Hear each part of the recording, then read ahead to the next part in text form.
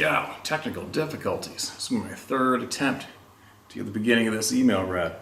And I started yesterday, and I realized till today that it was missing the beginning of it. So I'll go to where it left off, and then yesterday's recording will be tacked onto this. All right, guys?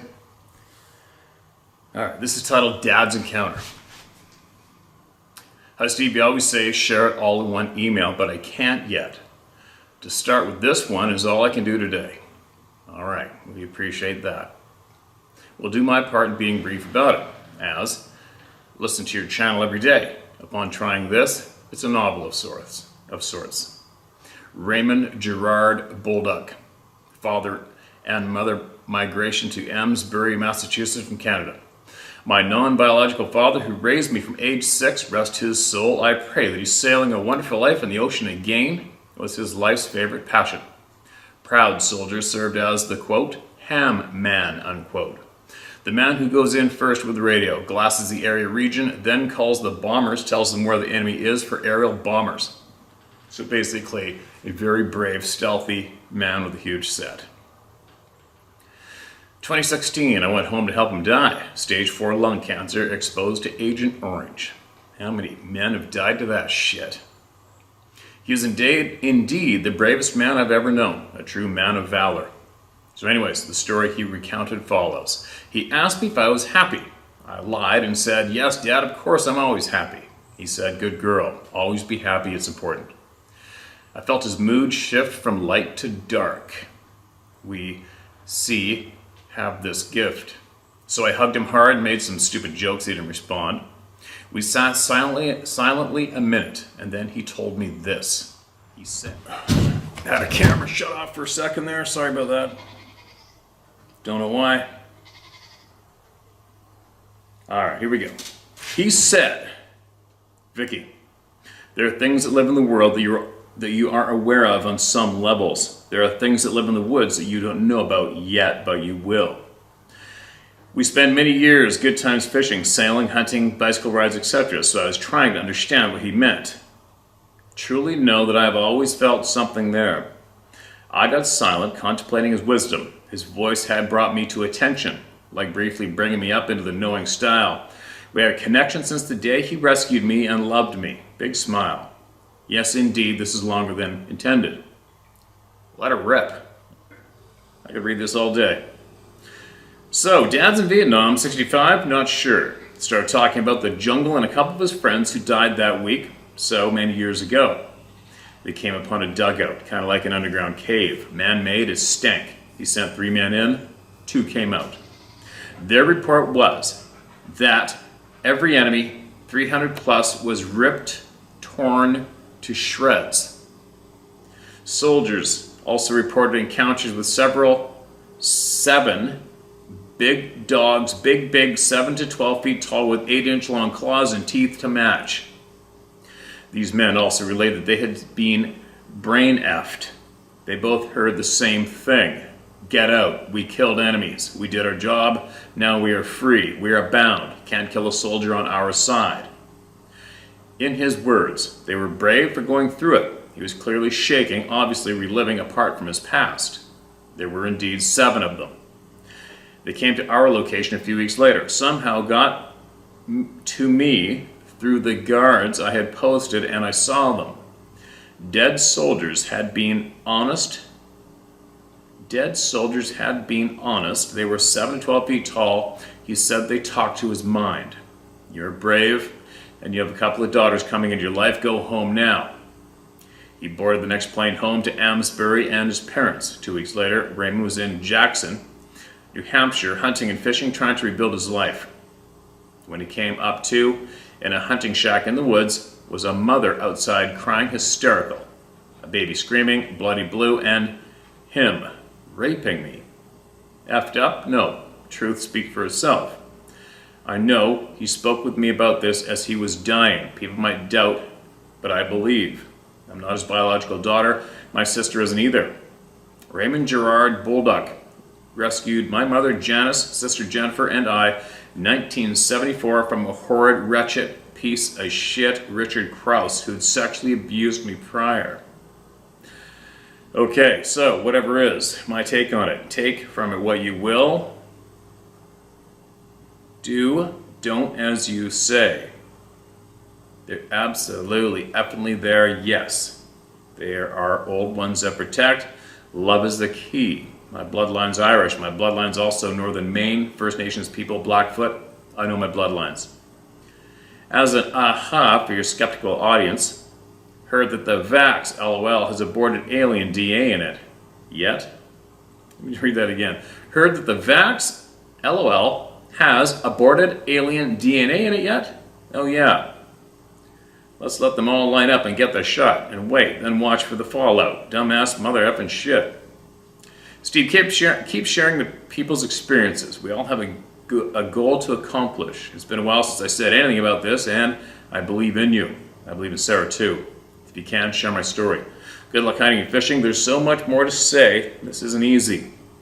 My safe travels be with you and yours. You've already read my name in this email. With great appreciation for everything you give the people that truly listen and hear. You make a difference in my life every day. Thank you. Yup, I rant. You can share my name. They can all kiss my ass. And we'll just leave that out if they don't like my honesty. Victoria, Vicky. Hoorah, Dad. I did it. Love you. All right, you did it. Now, I probably read it a little awkwardly, but I read it the way it was typed down, okay, Vicky? So the part that got confusing was there were 7 of them when they came home. Where's that part? It's a little confusing to me. There were indeed 7 of them. They came to our location a few weeks later. 7 of what? Somehow got to me through the guards I had posted, and I saw them. What guards? Who's the guards? Dead soldiers had been honest. They were 7 to 12 feet tall. He said they talked to his mind. Confusing. You are brave and you have a couple of daughters coming into your life. Go home now. All right, who is this speaking to? Who is it? These men also relayed that they had been brain effed. They both heard the same thing. Get out. We killed enemies. We did our job. Now we are free. We are bound. Can't kill a soldier on our side. Who? Let me read this one part one more time. They came up to a dugout, kind of like an underground cave. Man made, it stank. He sent 3 men in, 2 came out. Their report was that every enemy, 300 plus, was ripped, torn to shreds. Soldiers also reported encounters with several 7 big dogs, big, 7 to 12 feet tall with 8-inch long claws and teeth to match. Dogs? These men also related they had been brain effed. Okay, so there you go. It's a little confusing, a little bit for me. Maybe it's just I'm having a bad day. I don't know. But if you would, email me back again and put that in a little more of a understandable blast for me, all right? Because I'm a little confused. Was it dogs? Was it dogmen? Were they meaning they were on their side and they went in and killed the enemy and they were bound to kill the American soldiers? It's a little confusing in there. But I'd like to hear more about it, all right? Thank you so much for sending that in. Little confusing, but I'm sure she's going to write back again and straighten it out. Washington Coastal Native Art of a Sasquatch. It's about 10 feet tall, basically life size. Thought you could share it, or use it for one of the videos. The artist name is on the chest. I believe she is selling it for 10 grand. She told me she has years of work into this piece. If you could share it, that would be awesome, and I'm sure she would appreciate it as well. This is one of the best coastal designs of a Sasquatch I have ever seen. Thanks again, Adrian. All right, let's see if I can fit the screen. It looks pretty impressive. Holy shit. Check this out. If I can remember to, I will post it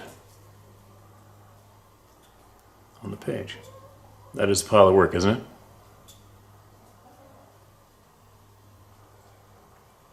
All right, and the name of the chest of that drawing is, not that I normally do this, but what the hell, that's a beautiful piece of artwork. Corina R. English. Corinnar English. Okay, Corina, I don't know if you're following this channel or not, but that's quite the piece of artwork right there, for sure, I must agree. Alright, man, I can't wait to get the hell out of here, you guys. It's like I got, what, 2 weeks till I'm in the mountains up north, and this seems like 2 years. If I have to make another video in the shop or down at the river, I'm going to frickin' pull a snap sandwich. I'm just kidding. It's just I'm just so used to being able to go to all those epic places, right? Can't wait to get back there. All right, Mount Rainier, October 1995. Hello, Steve. Don't use my name, please. Gotcha. Been watching now for about 2 years. The more I watch and listen to the emails you read from the community, the more I understand my experience. I also have an understanding about things that happened to me as a child in the forest and my frequent dreams. I didn't think my story was important enough to share. I realize now all we share, as small as it might be, is important, because the similarities and new learning that come forth in everyone's story starts to form a clearer picture. Yes, it does. 100%. Every little piece of a puzzle.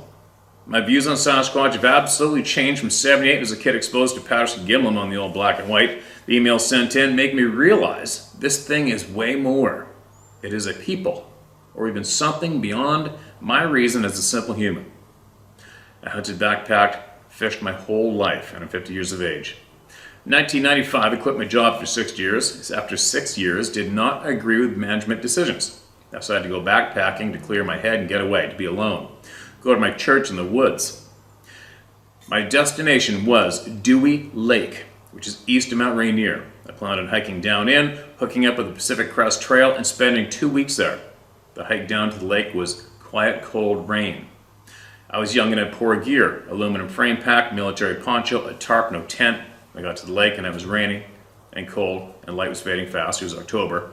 I needed to set up camp and get ready to hole up for a cold, wet night. I climbed the hill to my right and into the surrounding trees. Read this one. Oh. Another one. Sorry, you guys. Another one I read. That sucks. I don't know how the hell this happens this often. Brazilian dogman. Hello, Steve. 66-year-old American who now lives in Brazil. I recently bought a farm in the city of Joanópolis, either Joanópolis or Juanópolis, in the state of Sao Paulo. It is the city of Lobo Homan. Translated means wolf man. No way. They even have a festival every year to celebrate this. The stories of this city and dogman sightings are all over the internet. I'm excited to soon meet the native people there and hear their stories. Afterwards, I will share with all of you here. This city is located in the mountains about 100 kilometers away from the city of Sao Paulo. The area has a lot of granite and moving water. Also, an abundant food source. Capybara run around everywhere. Capybara are a rodent the size of a large Rottweiler. I grew up in Oklahoma. When not in school, I was always in the woods. I ran trap lines while growing up for gas money. Killed my first buck with a bow at age 14.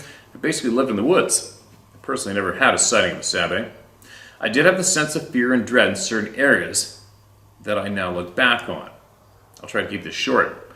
I left the United States to get away from Big Brother. I've been in Brazil for over 15 years. It makes my soul hurt when I see what's happening in Canada and the US, but it's happening all over the world. If you need a wingman to fight these pussies, let me know. I'm all in. Good to know, man. There's many of us. Also, if anyone out there wants to move to Brazil, let me know. I'll give them all the free advice I can. The cost of living here is very, very low. You can live a good life here for pennies on the dollar compared to North America. We have a good president in Bolsonaro. But he is up for re-election in November. Let's hope these communist bastards don't steal the election from him. Keep up the good work, and I also feel your pain when it comes to these pussies running the show. Take care, Bear. Okay, man, thanks for that quick note from Brazil. I hope you're safe down there. And a town named after a frickin' wolf man? What the hell? I'm sure I'm not the only one that agrees that we're interested. We're curious. We don't hear much from South America, I don't think. Maybe once or twice. Arizona 4. Steve. June 19, 2022. Hello, my name is Claude Anderson. I currently reside in the White Mountains of Arizona, Navajo, Colorado.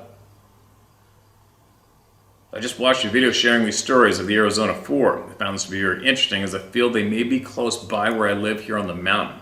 I live here now in Arizona going on 3 years. El County, sorry, so that'll be Arizona, Navajo County.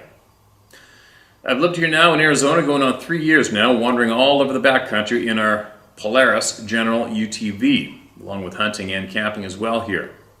I mainly hunt coyotes and prairie dogs at this time, and I also carry a mountain lion tag just in case I would get lucky and call one in. I sent you an email sometime back in 2021 telling you about my first encounter back in '94, Thanksgiving morning, wild deer hunting in northeast Indiana. I was also a police officer for the small town of Garrett, Indiana, at the time of the encounter. I sent you my story due to the fact that I watched one of your videos where a gentleman going by the name of Josh had an encounter of his own December 17th, I believe, 2021, somewhere again northeast Indiana. Along with writing my encounter, I also stated that if you have Josh's email address, tell him I believe I've already stated. So now, here on the mountain, I have both found tree structures. One I believe to be a hunting blind, as there is a mud wall just 20 yards from the entrance of the structure. Not more than maybe 8 feet outside of the structure, I found the right footprint of a Bigfoot. Following the tracks, I found only one more print that I could tell what it really was. The rest of the tracks was just smashed grass and broken twigs, all heading the same direction from the structure in some pretty rough ground. I was lucky to find the one print that I did, along with getting pictures of it and the structure. I stop by it once in a while just to see if there's any more activity in or around it. There has been with a certain branch that covered the entrance at one time, then placed on the side next to it. Last September, my better 3/4 and myself, plus our dog, decided to go camping in an area northwest of town, somewhat off-grid as well. This was to be a weekend campout, so Peach, our dog, and I set camp up late Thursday afternoon so as to make sure we got the spot again. This is our second time using this one spot, and we liked it a lot. Very little traffic, lots of animals to watch. Deer, elk, bobcats, and all the beautiful wild horses. So that evening, Peach and I enjoyed the warm evening setting outside.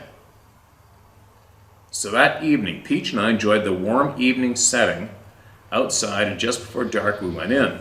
I brought along a good book to read and was laying in the back bunk reading. Along about the time at 8:30 p.m. that evening, I was getting tired from setting up camp. I needed to use the outdoors restroom one more time for both of us. So, as Peach and I stepped out the camper, I started for the front by a tree, and Peach started towards the rear of the camper. As I watched her, she stopped dead in her tracks at the corner of the camper, hackles up, and started growling at whatever it was she saw. I really didn't think much of it at the time. However, when we went back inside, Peach continued to growl while looking straight at the window, facing into the woods behind us. Then all of a sudden, I got this cold chill that ran up and down my body, and the weird feeling that someone was watching me from outside. The cold chill happened twice, and the weird feeling of being watched lasted at least 15 minutes. Needless to say, it was a scary moment, and I set my 12-gauge shotgun right next to the bed along with my Glock. I'm not sure just what time it was when I finally fell asleep along with Peach too. Then I was awakened by the sound of 3 very rapid tree knocks just behind our camper. It set me straight up in bed, and Peach was also looking at the window again. Looking at the time on my phone, it was right at 4:30 a.m. I thought to myself, did I dream that, or was it real? Looking at Peach, seeing her reaction, I knew it to be real. Well, I didn't get any more sleep, just laying there waiting for something else to happen. Nothing did, and after daybreak, both Peach and I stepped outside around 6:45 a.m. I had a Glock in my hand and was watching Peach's reaction as she started for the rear of the camper again. She made no sign of anything scaring her, and she proceeded to do her morning potty break as I did. After fixing breakfast outside for us and cleaning up, I decided to look around the back side of the camper for any sign of what may have made the tree knocks. Nothing to be found. So once again, I was thinking, did I dream this or what? When I share my story with a friend who has had many encounters of their own over the course of 40 years, their statement to me was, "Why would you be dreaming of tree knocks because you didn't?" They went on to say that the 3 rapid knocks was more than likely a warning to other Bigfoots in the area to stay away from this human. Further stating that they more than likely watched us all weekend and kept us out of harm's way. After that weekend went by, it rained that Monday. I was wanting to get back out there and do some more looking around. I made it out the next day on Tuesday after the rain stopped, thinking I more than likely would not find any prints after the rain.